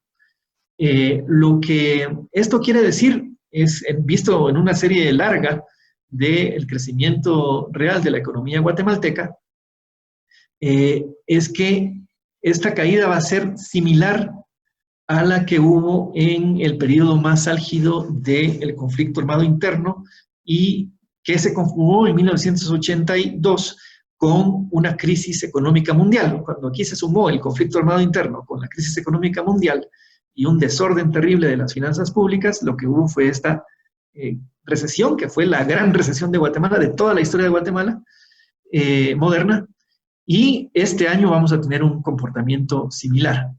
Sí estamos esperando una recuperación que va a ser más grande, aquí creo que teníamos la cifra atrasada, de 3,5 más o menos por ciento de recuperación para el año 2021. Bueno, si quieren, antes de entrar a la parte final, solo recalcar, los meses más duros van a ser abril, mayo y junio.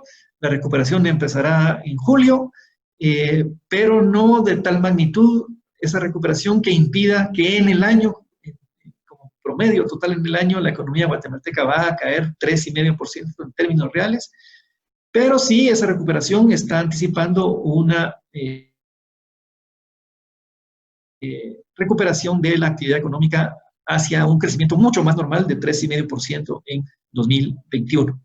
Lo que voy a entrar ahorita a conversar con ustedes es lo que normalmente platicamos, lo que en ocasiones anteriores hago en 1 hora, lo voy a hacer en 10 minutos, porque como les digo, las variables macroeconómicas normales pues no nos dicen ya mucho.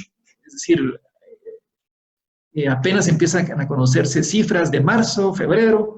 La única variable que tenemos un poquito más al día es el tipo de cambio, y es la única que aparentemente se enteró de que sí tenemos una crisis severa. Pero tenemos algunos indicadores interesantes. Como ustedes saben, en Copades calculamos el índice de riesgo de mercado, el IRM, y nuestro índice a marzo es interesante porque la crisis en efecto empezó a mediados de marzo en Guatemala. O sea que la mitad de marzo era normal. Y a pesar de eso, tenemos un aumento de nuestro índice de riesgo de mercado bastante pronunciado. Básicamente se exacerbó el riesgo mediático a finales de mes y la volatilidad de, digamos, los 4 componentes del índice, los 2 que resultaron más volátiles a fin de mes fue el riesgo mediático y el riesgo bursátil y financiero, porque hubo volatilidad en algunas variables. Como ustedes saben, las variables financieras son las que primero captan las preocupaciones de los agentes económicos. Así que nuestro indicador de riesgo ya pasó a la parte anaranjada. No tenemos mayores dudas de que nuestro índice el próximo mes va a ir a la parte roja. No sabemos si lentamente o abruptamente, pero es evidente que en nuestro índice ya se está notando un deterioro en las percepciones de riesgo de mercado, que va a ser muy evidente el próximo mes que los compartamos con ustedes. Otro indicador interesante que también está en marzo, pero que de nuevo ya empezó a captar las preocupaciones sobre la actividad económica, es el índice de confianza de la actividad económica que calcula el Banco de Guatemala. Hace una encuesta a un grupo de expertos entre los que Copades participa, y ese grupo de expertos pues lo que encuentra es que el índice de confianza de la actividad económica se cayó abruptamente en marzo. Evidentemente esto en meses subsiguientes va a seguirse deteriorando. El que no se ha enterado todavía es el IMAE. Aquí no se ha enterado, pero precisamente porque el Banco de Guatemala todavía nos tiene con el IMAE a enero. Ese estaba normal, creciendo a 3,5, 3,8%. El sector fiscal pues todavía no nos dieron cifras recientes. Hasta ayer salió la de marzo, que ya empieza a registrar una caída importante en los ingresos. No nos dio tiempo de ponerla aquí, pero en febrero todo iba normal. Lo más probable, casi lo más seguro, es que el próximo mes tendremos ya las cifras de marzo y ojalá las de abril, en donde la caída de los ingresos tributarios va a ser importante. El aumento de los gastos, que todavía en febrero estaba bajo, va a ir aumentando gradualmente, pero de forma acelerada, y el déficit fiscal, que todavía era un superávit en febrero, pues se va a convertir en un déficit a lo largo del año. De nuevo, con las exportaciones, pues no hay noticias, porque apenas teníamos datos de enero, lo mismo con las importaciones y el déficit externo. Las remesas, estas sí ya empezaban a mostrar una desaceleración importante, todavía estaban creciendo en los primeros días de abril, pero con un crecimiento mucho más lento del crecimiento de 2 dígitos que en promedio había tenido, de hecho, en los últimos 5 años. Y esto definitivamente va a empeorar. Ahí hay distintos escenarios. Las remesas pueden incluso tener un comportamiento de un crecimiento negativo, pero todo va a depender, digamos, de qué ocurra en Estados Unidos con los compatriotas. Hemos tenido noticias de que no solo el gobernador de California, sino que ya más reciente el propio Trump está diciendo que por esta vez los inmigrantes ilegales son bienvenidos. No va a haber persecuciones, no va a haber, porque necesitan mano de obra para levantar cosechas. De repente eso alivia la tremenda caída que se anticipa en las remesas internacionales. Las reservas siguieron creciendo y aquí no es tanto su evolución lo que quisiera mencionar, sino el hecho de que al haber una cantidad tan abundante de reservas internacionales, el Banco de Guatemala está con las municiones suficientes para moderar cualquier alza en el tipo de cambio que pudiera darse por la caída en las remesas y en las exportaciones. Como vimos, cuando inició la crisis hubo un repunte tremendo del tipo de cambio y sobrepasó la frontera de los 7.90 quetzales por dólar, pero las intervenciones del Banco de Guatemala lo regresaron a un nivel que, si bien está un poquito más alto de lo que había al principio de la crisis, está en niveles, digamos, similares a los que había a principios de año y bastante estable en los últimos días. De tal manera que el escenario del tipo de cambio que teníamos previsto en Copades está todavía por debajo de ese previsto. Sí, en Copades esperamos que la tendencia sea un poco a subir, debido a que el efecto, como les mencionaba, de la caída de las importaciones, que haría que hubiera menos demanda de divisas y una caída del tipo de cambio, va a ser más que compensado por el efecto en la caída de las remesas y en las exportaciones. Pero esa compensación va a hacer que el comportamiento del tipo de cambio, si bien va a ser un poquito al alza, se pueda mantener moderado, especialmente porque, como les digo, el Banco de Guatemala tiene ahí municiones para mantenerlo relativamente tranquilo. Además, hay que considerar esto que dice esta gráfica. Esto está apenas a principios de 2020, pero lo que quisiera llamar la atención es la línea roja de Guatemala, que nos habla de que teniendo un sistema de metas de inflación y de régimen del tipo de cambio flexible, como lo tienen México, Brasil, Perú o Chile, Guatemala tiene una volatilidad mucho más baja del tipo de cambio. Entonces, por eso, digamos, movimientos como este, que esos países son absolutamente normales, en Guatemala tienden a hacer un poquito más de ruido. Tenemos datos de inflación a marzo. No pareciera que haya empezado a notarse alguna escasez de productos. Sí subió la inflación, pero muy poquito. De hecho, la inflación acumulada todavía es negativa. Y se parece mucho a la inflación que había en 2018, de tal manera que si siguiera la misma trayectoria de 2018, pues uno podría esperar que a lo más que llegues a 2,5% de inflación a final de año. Hay que hacer notar aquí el hecho de que en esa moderación de la inflación tiene mucho que ver la caída en los precios, perdón, en la división de transporte del IPC, en donde influye fuertemente el comportamiento de los combustibles. Y como pueden ver, el precio de los combustibles cayó abruptamente, ya estaba cayendo desde antes de la crisis, estaba cayendo por una guerra de precios entre Arabia Saudita y Rusia. Cuando esa guerra de precios se declaró, básicamente simultáneamente empezó a pegar la crisis del COVID-19 con la mayor de las fuerzas, y la demanda de combustibles en el mundo se redujo abruptamente y eso desplomó aún más los precios de los combustibles. Así que ese es un factor importante. Pues ya llegaron a un acuerdo hace unos días entre la OPEP, Estados Unidos, y a la Fuerza México, que va a impedir que siga cayendo, pero ya cayó bastante y eso es lo que está influyendo en gran medida en una contención de la inflación. Como pueden ver, la inflación, esta es la inflación interanual, estaba por debajo de lo que Copades había estimado a fin de año, pero como les digo, probablemente se meta a nuestro corredor esperado. El sistema bancario, pues no tenemos tampoco muchas noticias. Sí, tal vez que se empezó a recuperar tanto el crédito bancario como los medios de pago y a cerrarse esta brecha que había entre uno y otro que denotaba excedentes de liquidez que empezaron a crearse aquí. Aquí, el año pasado había relativamente poco excedente de liquidez a principio de año, pero a lo largo del año se fueron creando esos excedentes de liquidez que aparentemente otra vez empiezan a reducirse en el último dato que tenemos a marzo. Las tasas de interés están bastante bajo control y siguen a la baja. Y termino, o casi termino, con este resumen, en donde ustedes pueden ver las cifras que hemos elaborado en Copades. La más importante, evidentemente, es esta, en que aquí teníamos nuestro 3,5%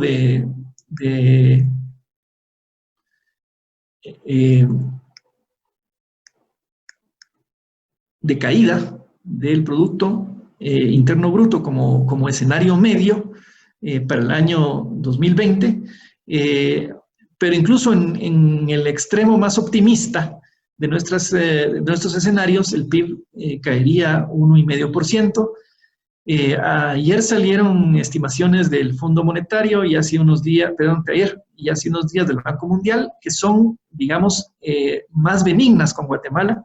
Tienen la caída alrededor de 2% de caída, más abajo del 3,5% de Copades, pero el corrimiento de nuestros números y de nuestros modelos nos dicen que sí vamos a estar un poco más de este lado, un tanto más pesimista. Nuestro número más pesimista es de 5,5% de caída, esperemos no llegar ahí, así que lo que es una certeza es que este año, después de muchos años, va a haber recesión en Guatemala. Las exportaciones van a sufrir también caídas en su desempeño debido a la recesión mundial. Las importaciones se van a ver afectadas doblemente, digamos, por caída en precios y por caída en cantidades consumidas debido a la propia recesión interna. Las remesas son una variable que sí va a tener una volatilidad muy grande y en nuestros escenarios van de un margen desde que puedan crecer incluso 2%. Si se da el escenario optimista en que los trabajadores guatemaltecos logran preservar sus ingresos o alguna parte de sus ingresos en el resto del año, a pesar de que van a tener un trimestre muy duro, pero que van a tener una recuperación rápida de Estados Unidos en el último trimestre del año, eso podría compensar y todavía tener crecimientos, pero también el escenario podría ser tan grave como que se pierdan muchos de esos empleos, que los migrantes sean de los sectores más desfavorecidos por el desempleo y que las remesas caigan incluso un 20% respecto del año pasado. Nuestra saldo con el sector externo, debido a la caída de las importaciones, que va a compensar en gran medida la caída de las exportaciones porque tienen una base más grande, podrían incluso aumentar el superávit, aunque si la caída de las remesas es muy grande, podríamos pasarnos a un déficit en cuenta corriente. El saldo fiscal, de nuevo, podría ser tan pequeño como 4,5%, que de todos modos es alto, y que de todos modos este 2,4% que estaba previsto ya es alto comparado con el 2% que había tenido desde el último lustro. Sí estamos previendo entonces una caída importante en el balance fiscal, a déficits que podrían ir desde 4,5% del PIB hasta 8,5% del PIB si hay nuevas ampliaciones presupuestarias y si los ingresos fiscales caen más fuertemente. La inflación, de nuevo, esperamos que sea una inflación moderada, como máximo 3,5%, menor que la que habíamos previsto originalmente, más o menos parecida a la del año pasado, en el peor de los casos de inflación, y en el mejor, aunque no sé si es mejor tener inflaciones negativas, pero incluso podrían caer los precios si la producción doméstica se ve muy afectada, especialmente en lo que se refiere a alimentos. Y la depreciación del tipo de cambio, el año pasado hubo una apreciación, este signo negativo significa una apreciación de medio punto porcentual. Nosotros esperábamos una depreciación de 1%, 1,3% este año originalmente, pero creemos que el rango se amplía mucho dependiendo mucho del comportamiento de nuevo de la variable más volátil que hemos visto en nuestros modelos, que son las remesas, de tal manera que el tipo de cambio podría, desde no tener ningún cambio respecto del año pasado, a tener una depreciación de hasta 5% en caso de una volatilidad muy extrema. Y ya la última diapositiva es para, después de deprimirlos mucho con estas cifras en que estamos viendo una recesión abrupta en Guatemala, y sabiendo que la mayoría de ustedes y de nosotros estamos confinados en casa, tenemos que velar por aplanar la curva que nos afecta, que es la de estar asistiendo mucho al refrigerador. Así que esperemos mantenernos en la curva del 5.º día de confinamiento y por lo menos aplanarla y no llegar a esa cifra, a esa curva del día 30 de confinamiento. Así que con eso me quedo y abrimos la sesión a las preguntas. Voy a agradecer aquí a Julio César si me traslada algunas de las preguntas que hay. Me preguntan sobre el sector construcción, pues ya vamos a verlo aquí.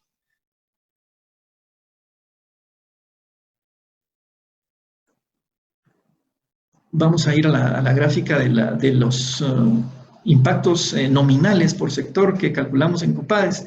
Y tenemos que el sector construcción en el escenario más grave tendría una importante caída de 32%, en el escenario medio de 21% y en el escenario benévolo de 16%. Sí va a ser uno de los sectores más afectados a como están las cosas ahorita.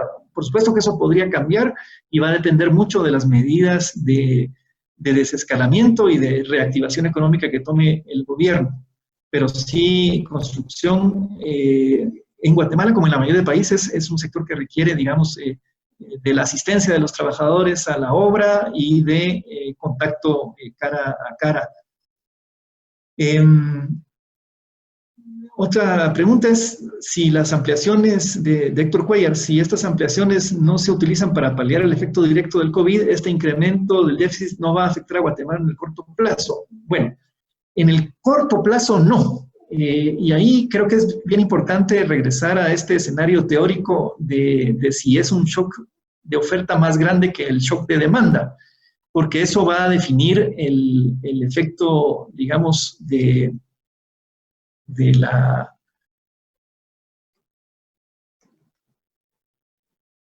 efecto del aumento del déficit fiscal.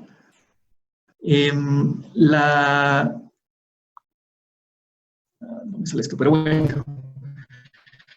La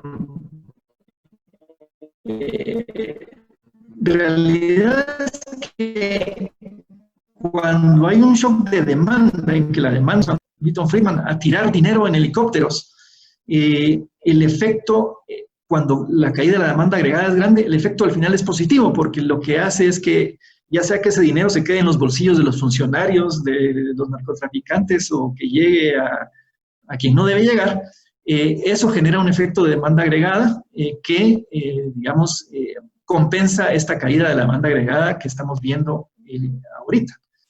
El efecto en el corto plazo entonces no sería relativamente grave. El efecto de mediano y largo plazo sí es el grave, porque eventualmente esta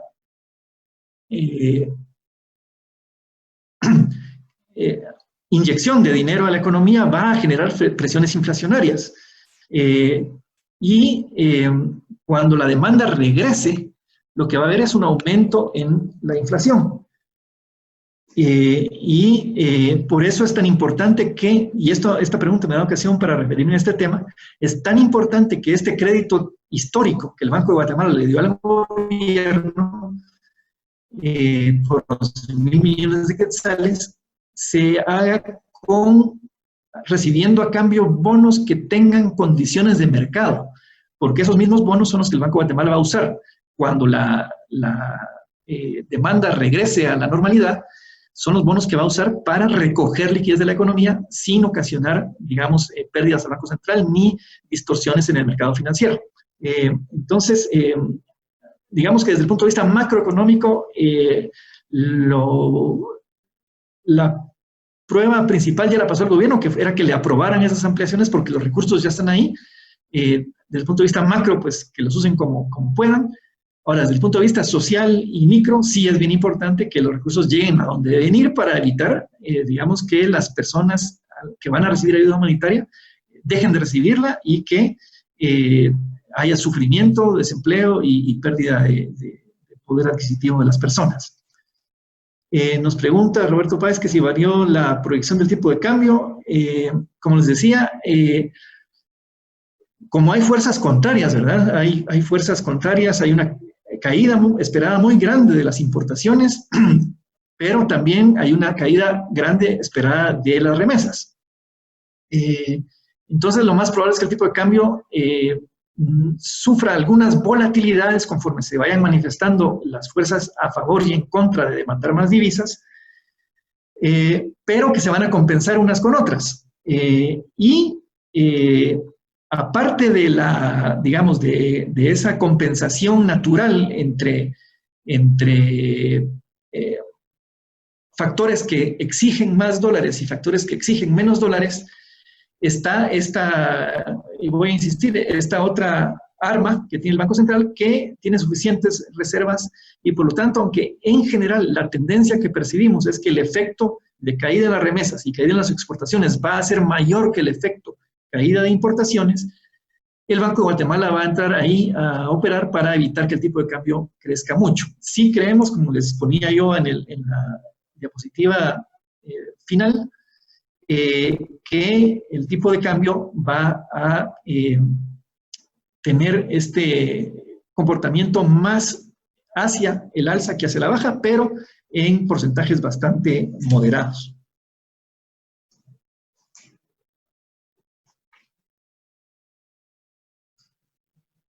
Ahí, a ver si esto me hace caso.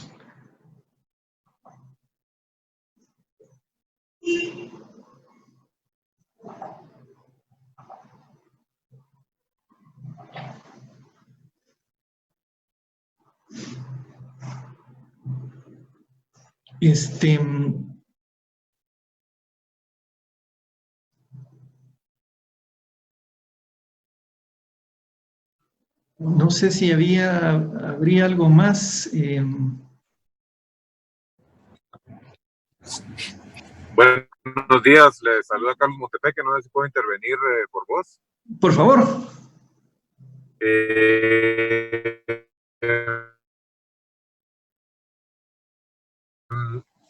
Por alusión estaba viendo que algunos de los cálculos que hemos estado haciendo por ahí se mencionaron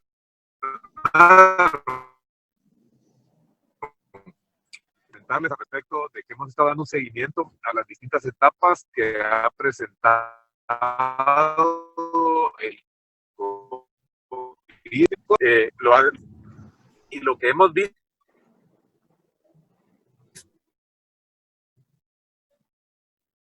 No, se perdió el sonido, Carlos. En días más recientes cambiado un escenario optimista. No sé si me escucha. ¿Ahora? No sé. Sí, ahorita un poco mejor, sí. Ok.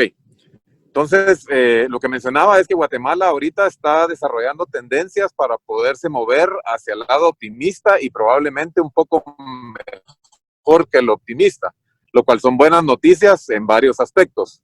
Uno de ellos es que, pues obviamente la crisis no sería tan profunda y podría ser más manejable por el lado de los recursos que se tienen para atender a personas que requieran hospitalización. La segunda es que el tiempo de duración puede ser un par de semanas más corto, podría llegar a quedar, digamos, la conclusión de esta primera ola alrededor de mediados de junio, si las cosas fueran bien. Pues digamos, dependemos de la tercera, que hay que tener en cuenta es que esta no es una buena noticia, sino es una condición, el virus va a seguir activo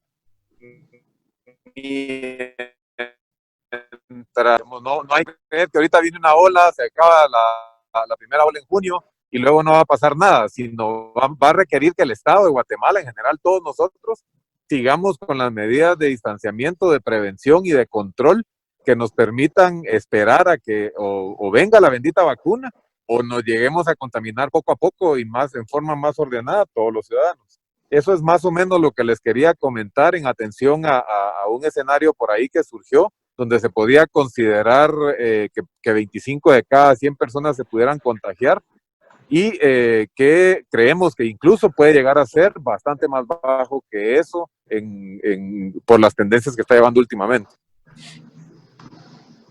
Muchas gracias, Carlos, muy amable. Sí, yo les comentaba que como aquí los economistas dependemos de los modelos epidemiológicos y les presenté una diapositiva en la que cuando uno está en la etapa inicial tiende a ser más optimista, cuando está en la etapa de expansión exponencial tiende a ser más pesimista en las proyecciones, y ahorita estamos en la etapa, digamos, de expansión exponencial y evidentemente eso influye en la percepción que se refleja en los escenarios que COPADE les ha presentado. De nuevo, ojalá que pronto lleguemos al pico y que sea más temprano de lo que los modelos que teníamos a mano nos estaban diciendo, porque eso sí va a ser, digamos, puede hacer una diferencia importante como la que mencionaba Carlos en cuanto a que el impacto sea menos severo de lo que teníamos en nuestro escenario medio. Sí, tal vez solo para apoyar rápidamente el racional de por qué creemos que vaya a ser más pequeño. Digamos que Italia en este momento tiene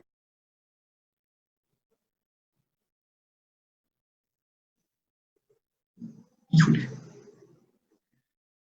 con Guatemala se tomaron medidas muy rápidas, muy a tiempo. Esto hace que el escenario tienda a tener números menores y por eso habíamos situado nosotros un tendencial de unas 100 personas por cada 100,000, porque veíamos que algunos países de tamaños similares y que habían tomado algunas medidas adelantadas tenían tendencias que podían llegar a eso. Sin embargo, ya hemos visto en Latinoamérica, si observan algunos países como Costa Rica y eventualmente Uruguay, con cantidades de contagiados bastante más bajos, han logrado terminar, digamos, la parte de expansión y han ido aplanando la curva de personas activas. Entonces, eso nos lleva a nosotros a pensar que el escenario pueda ser bastante más optimista. No es tanto un feeling como una observación de qué han estado ocurriendo en otros lados. Lo que sí va a requerir, lo que no nos gusta, pues es que evidentemente tiene que seguir todo este proceso de control, de limitación y de restricción, que es lo único que ha podido mantener a raya la epidemia en Guatemala. Sí, y por eso es tan clave, digamos, que este aplanamiento de la curva de contagios se vaya acompañando del aplanamiento de la curva de recesión. Y aquí es donde el gobierno tiene en sus manos el desafío de esta gradualidad que yo le llamaba modulación de las medidas, porque eventualmente tiene que ir midiendo la parte epidemiológica para poder ir soltando y apretando conforme convenga la parte de las medidas de restricción y la parte de qué actividades económicas se pueden reanudar, en qué magnitud y bajo qué condiciones. Y todo eso, como les digo, va a definir también la magnitud del golpe económico.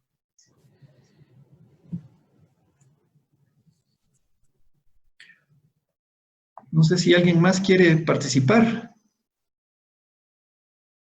Hola, Mario. Sí, de acuerdo, tal vez solo un último tema.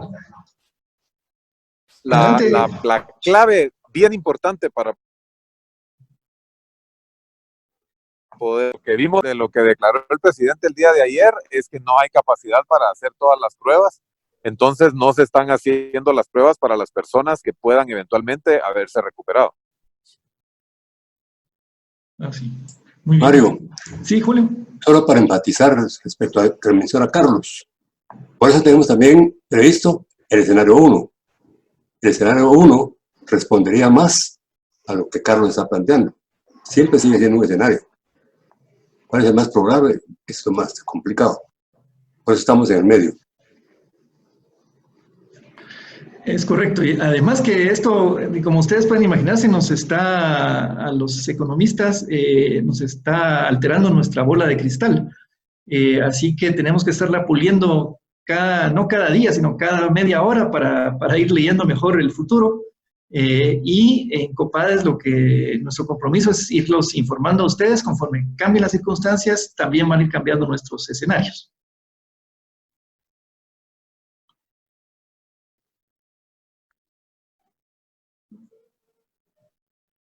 Bueno, si no hubiera nadie más, yo les agradezco la oportunidad y espero que esta primera experiencia vía virtual, que ojalá no haya muchas más, pero si es necesario que haya más, que esta pues haya sido suficientemente buena. Nos excusamos por los problemas de conexión del principio, pero afortunadamente logramos superarlos y esperemos que todos estén bien y que logren aplanar la tercera curva que les mostré para que todos estemos sanos y bien para cuando nos toque regresar a la normalidad, que esperemos sea muy pronto.